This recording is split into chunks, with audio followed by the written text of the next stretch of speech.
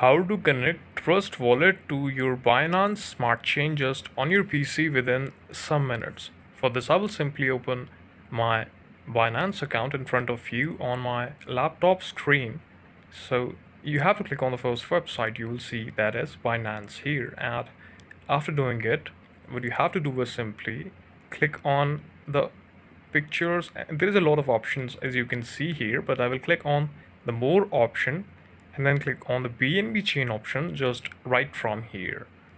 Now this is, you can see that it's a BNB chain, and here's a lot of details about BNB. You have to download a wallet and then you have to click on get BNB option of your account. Here I will click on chains and scroll down. Here you can see a lot of BNB chain available here, that is ZKBNB, OPBNB and BNB chain layer 2. So let me just select any of the BNB chain right in front of you here and then click on the ecosystem and then click on the wallet option. Scroll down to your BNB chain wallet and here you will see the first option, that is Trust Wallet. Now you can click it and you can connect it from anywhere you want.